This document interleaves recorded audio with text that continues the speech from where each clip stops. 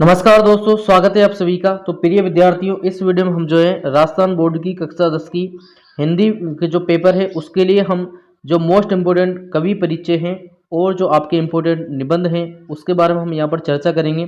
तो देखिए, यहाँ पर हमने केवल जो है टॉप 5 जो मोस्ट इम्पोर्टेंट कवि या लेखक परिचय है उनको हमने लिया है। तो इसमें देखिए आपके 2 कवि या लेखक परिचय रहेंगे, ठीक है ना। तो 2 में से आपको एक करना होगा। तो ये जो है इन 5 में से आपके जो है इसमें से ही आपके एक या दोनों ही जो है आपको कवि परिचय लेखक परिचय आपको एग्जाम में देखने को मिलेंगे।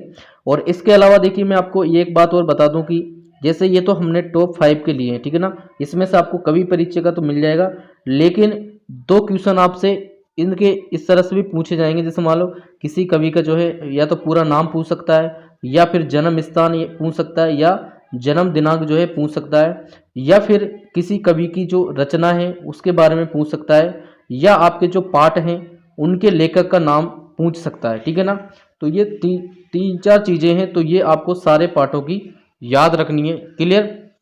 आपको क्या याद रखना है कि किसी कवि का पूरा नाम, या उसका जन्म कहाँ हुआ, या उसके जन्म दिनांक, या उस कवि ने कौन कौन सी जो है रचनाएं लिखी वो, और एक जो है आपके जो पाठों के कवि या लेखक हैं उनके नाम आपको याद रखने हैं। वो जो है 2-3 नंबर के जो क्वेश्चन है वो आपसे एमसीक्यू क्वेश्चन में पूछे जाएंगे, तो वो भी आप याद कर लेना। इसके अलावा देखिए, क्वेश्चन आपके किस तरह से आता है वो आपको पता है ही सही। क्वेश्चन रहेगा जैसे मान लो कि तुलसीदास का व्यक्तित्व है एवं कर्तृत्व संक्षेप में लिखिए।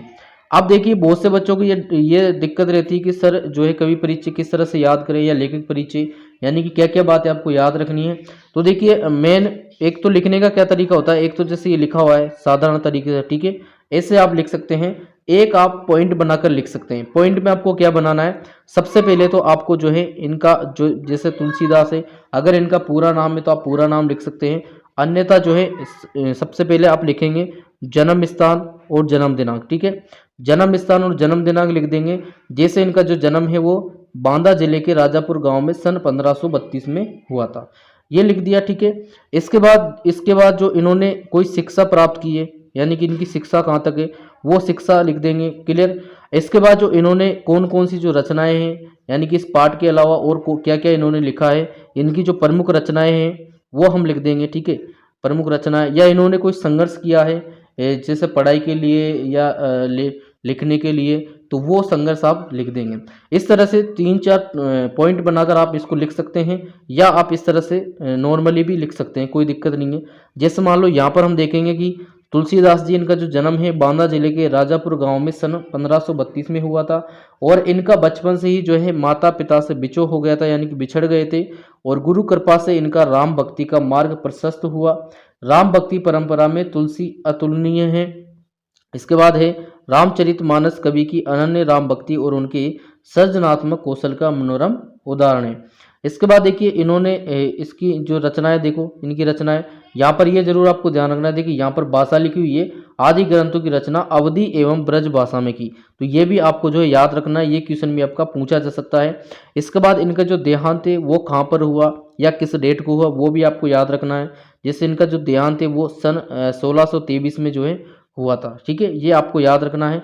इनकी प्रमुख रचना में देखिए दोहे हैं, सोरठे हैं, हरि गीतिका है, सवेहा है, कवित है, आदि छंदों में पिरोए गए हैं जिनकी छटा देखी जा सकती है। तो यहाँ पर देखिए, जैसे इनकी जो प्रमुख रचनाएं होती हैं, जैसे मान लो कि 8-10 लिखी हुई है कवि परिचय में या लेखक परिचय में, तो आप 3-4 भी, कम से कम 3-4 तो आपको लिखनी है, तब भी आपको जो है पूरे नंबर दे दिए जाएंगे। इसके बाद नेक्स्ट कवि परिचय हमारा, नेक्स्ट लेखक परिचय है जयशंकर प्रसाद, ठीक है। जयशंकर प्रसाद का जीवन एवं कर्तृत्व परिचय संक्षेप में लिखिए। तो वही इनका सबसे पहले हम जो है जन्म और स्थान लिख देंगे। जो इनका जन्म है देखिए 1889 में वाराणसी में हुआ, ठीक है। इसके बाद एक काशी के प्रसिद्ध क्वींस कॉलेज में वे पढ़ने गए, परंतु स्थितियां प्रतिकूल होने के कारण पढ़ाई 8वीं से आगे नहीं पढ़ पाए। बाद में घर पर ही संस्कृत, हिंदी, फारसी आदि का अध्ययन किया, और इनका जो जीवन है अत्यंत संघर्ष में रहा। सन 1937 में इनका जो है निधन हो गया था। ये सारी बातें आप पॉइंट बनाकर भी लिख सकते हैं। पॉइंट मैंने आपको बता दिए हैं कि आप किस तरह से पॉइंट इनके बना सकते हैं। देखिए, इन्होंने नाटक, कहानी, उपन्यास, आलोचना, कविता आदि विधाओं पर लिखा है। तो इस तरह से ये जो है इनका याद कर लेंगे। लास्ट में लिखा हुआ है कामायनी इनकी कालजयी करती है। तो ये सारी बातें आपको इसमें याद रखनी है। इसके बाद अगला है हमारा सूर्यकांत त्रिपाठी निराला का व्यक्तित्व एवं कर्तृत्व संक्षेप में लिखिए। इनका भी वही, इनका जो जन्म है वो बंगाल के मेदिनीपुर में सन 1899 में हुआ। उनकी औपचारिक शिक्षा महिषादल में 9वीं तक हुई, ठीक है ना। और इसके बाद देखिए इसका जो निधन है, इनका देहांत 1961 में हो गया था। और अनामिका, परिमल आदि इनके जो हैं काव्य संग्रह हैं। इस तरह से ये बातें आपको याद रखनी है। क्लियर। देखिए 4 नंबर का ये क्वेश्चन होता है तो आपको थोड़ा बहुत तो इसमें लिखना पड़ेगा। मेन चीज़ें जो मेन है जो आपको लिखनी ही है वो है, एक तो इनका जन्म स्थान और इनका जो जन्म दिनांक है वो, इन्होंने कौन सी शिक्षा करी, इन्होंने कौन सी चीज़ें जो है लिखी हैं, इनका देहांत कहाँ पर हुआ, ठीक है ना। और अगर इन्होंने कोई संघर्ष किया है तो ये 4-5 चीज़ें तो आपको लिखनी ही है, तभी आपको पूरे नंबर दिए जाएंगे। इसके बाद देखिए एक नेक्स्ट हमारा स्वयं प्रकाश। तो ये इसका जो लेखक परिचय है, कहानीकार स्वयं प्रकाश का जन्म 1947 में इंदौर मध्य प्रदेश में हुआ। उन्होंने मैकेनिकल इंजीनियर में जो है शिक्षा प्राप्त की। नौकरी के लिए वे एक औद्योगिक प्रतिष्ठान में नियुक्त होकर राजस्थान में आ गए। वर्षों तक नौकरी करने के बाद स्वैच्छिक सेवा मुक्ति लेकर वे वर्तमान में भोपाल में रह रहे हैं। आजकल वे वसुधा नामक पत्रिका के संपादक मंडल में हैं।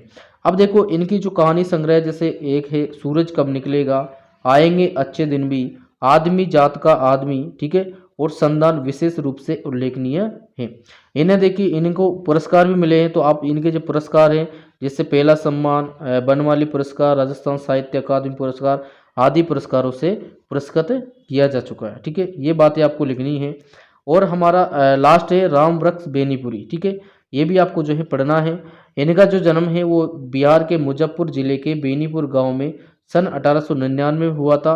और इनके माता पिता का देहांत बचपन में ही हो जाने के कारण इनका प्रारंभिक जीवन कठिनाइयों में बीता। 10वीं तक शिक्षा प्राप्त करने के बाद वे सन 1920 में राष्ट्रीय स्वाधीनता आंदोलन से सक्रिय रूप से जुड़ गए। और इसके जो परिणाम स्वरूप वे कई बार जेल भी गए। उनका देवावसान सन 1968 में हुआ था, ठीक है। और इनकी जो कृतियाँ, जैसे तरुण भारत है, किसान मित्र है, बालक, युवक, योगी, जनता, जनवाणी और नई धारा, ये क्या है, मासिक पत्रिकाएं और साप्ताहिक दैनिक पत्रिकाएं हैं। और इनकी जो महत्वपूर्ण रचना है वो है पतितों के देश में, ये उपन्यास है। चिता के फूल ये कहानी है। अम्बपाली ये नाटक है। माटी की मूर्ति ये रेखा चित्र हैं। पैरों में पंख बांधकर ये यात्रा वृत्तांत है। जंजीरें और दीवारें ये संस्मरण है, ठीक है। इस तरह से ये आपको याद करनी है। तो प्रिय विद्यार्थियों, ये टॉप 5 जो है लेखक कवि परिचय हैं। इनमें से आपको जो है एक, कम से कम एक तो आपको देखने को मिलेगा और 2 में से आपको एक करना, ठीक है ना। दोनों भी आएंगे लेकिन कम से कम एक तो आपको मिलेगा ही सही। इसके बाद देखिए हम निबंध की बात करेंगे। तो निबंध में देखिए सबसे पहले आपके याद होना चाहिए, आपके 4 निबंध रहेंगे, ठीक है। 4 निबंध में से आपको केवल एक ही निबंध करना है, क्लियर। तो इस वजह से हमने 8-10 जो है यहाँ पर इंपॉर्टेंट निबंध लिए हैं। पहला हमारा निबंध है प्लास्टिक थैली पर्यावरण की दुश्मन। अब देखिए जैसे कोई भी गाइड है तो उसमें किस तरह से वो निबंध लिखा हुआ है। तो आपका जो बोर्ड एग्जाम होता है, बोर्ड पेपर होते हैं, उसमें लैंग्वेज थोड़ी सी चेंज आ सकती है। वो आपने जो है अभी जो आपका इंग्लिश का पेपर हुआ उसमें भी देखा होगा कि लैंग्वेज थोड़ी सी चेंज रहती है, बाकी बातें वो आपको वही लिखनी है। अब देखिए जैसे प्लास्टिक कैरी है, ये भी चार तरह से इसके पॉइंट बन सकते हैं, ठीक है ना। जैसे प्लास्टिक कैरी, प्लास्टिक थैली को ना, पर्यावरण को हाँ, या प्लास्टिक थैली क्षणिक लाभ, दीर्घकालीन हानि।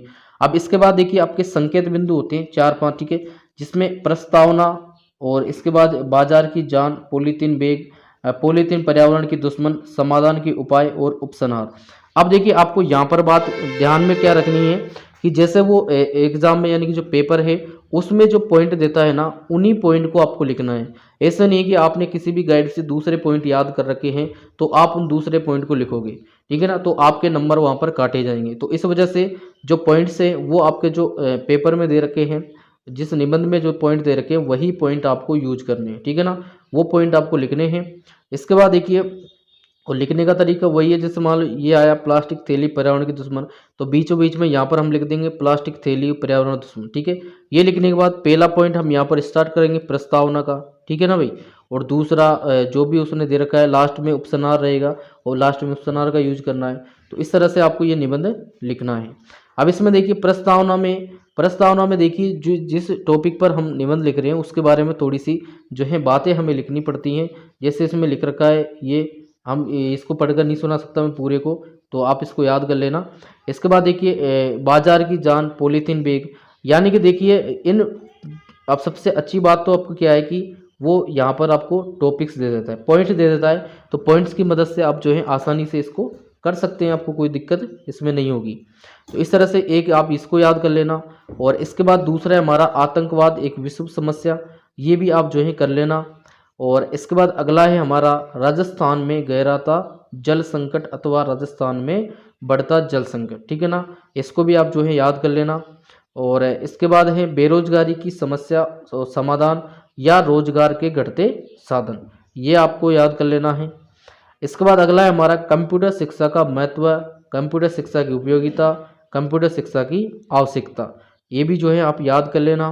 इसके बाद है विद्यार्थी जीवन में नैतिक शिक्षा की उपयोगिता अथवा नैतिक शिक्षा का महत्व अथवा नैतिक शिक्षा की महत्व आवश्यकता, इसको भी आप कर लेना।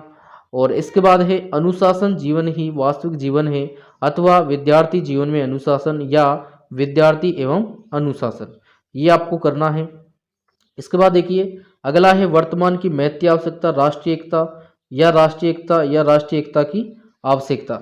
अब देखिए यहाँ पर ये जरूरी नहीं है कि ये जो पॉइंट्स है ये आपको सेम टू सेम मिले, ये मैंने अभी आपको बता भी दिया है कि ये पॉइंट्स आपके अलग भी हो सकते हैं, लेकिन बातें आपको सेम ही लिखनी है, ठीक है ना कहीं ये पॉइंट्स आपके मिलते जुलते ही आपको मिलने वाले हैं, तो ये आप कर लेना। इसके बाद है राजस्थान के मेले, ये आप कर लेना। और इसके बाद है उपभोक्तावाद और भारतीय संस्कृति, उपभोक्तावाद संस्कृति का बड़ा कुप्रभाव। और यहाँ पर देखिए अगर किसी को याद करने में दिक्कत आती है तो आपको देखिए ये निबंध जो है रटने नहीं है, रटने से कुछ नहीं होगा, क्योंकि ये जीके तो है नहीं कि आप इसको रटोगे, भाई इसमें कोई स्टैटिक जीके है कि मान लो आपको कोई डेट वगैरह याद रखनी हो तो आप उसको रटें, इसमें रटने वाली कोई चीज़ें नहीं होती हैं, ठीक है ना। आप इनको नॉर्मली एक दो बार पढ़ना, फिर आप जो है अपनी लैंग्वेज में लिख सकते हैं, कोई दिक्कत नहीं है, ठीक है ना। आप लिख देना उसको आपकी लैंग्वेज में। तो इस तरह से ये देखिए ये हमारे मोस्ट इम्पोर्टेंट जो है निबंध है, इनको आप याद करना। इसके अलावा भी आपको समय मिलता है तो और भी पढ़ सकते हैं, आपकी गाइडों में बहुत सारे दे रखे हैं, आप चाहो तो पढ़ सकते हो, या आप ये देख सकते हो कि पिछले जो पेपर हैं उनमें जो आए हुए हैं उन निबंधों को आप पढ़ सकते हो। लेकिन कम से कम जो मैं करवा रहा हूँ इनको तो आप जरूर पढ़ के जाएं, ठीक है ना। आपको पढ़ना है निबंधों को, रटना नहीं है, रटोगे तो रटने से कोई काम चलेगा नहीं, ठीक है ना, क्योंकि इसमें रटने वाली चीज़ें होती, जैसे ये है राजस्थान के मेले। अब मेले हम सब ने मेले देख रखे हैं, मेले के बारे में लिखना है, जो प्रमुख मेले हैं वो लिखना है, मेलों का आर्थिक महत्व क्या होता है, यानी कि मेलों से क्या आर्थिक लाभ जो है मिल रहे हैं, ठीक है ना, ये इस तरह की चीज़ें आपको लिखनी होती हैं, तो आपको कोई दिक्कत नहीं होगी। 4 निबंध रहेंगे, 4 निबंध में से आपको एक निबंध करना है, और उसमें भी जो है वो पॉइंट दे देता है, ठीक है ना, तो आपको कोई दिक्कत रहेगी नहीं निबंध लिखने में। तो इस तरह से ये कर लेना। और कवि परिचय जो हमने बताए हैं वो भी आप जरूर करना। उसके अलावा जो पाठों के लेखक के नाम हैं उनकी जो प्रमुख कृतियाँ हैं वो आप जरूर याद कर लेना। तो प्रिय विद्यार्थियों, ये है हमारे इम्पोर्टेंट जो लेखक कवि परिचय और निबंध। इसके बाद अगर इस वीडियो से संबंधित कोई डाउट रहता है तो आप हमें कमेंट सेक्शन में कमेंट कर सकते हैं, हम आप उसका रिप्लाई जो है आपको जरूर करेंगे। एंड अगर आप हमारे चैनल पर नए हैं तो चैनल को भी सब्सक्राइब जरूर कर लें।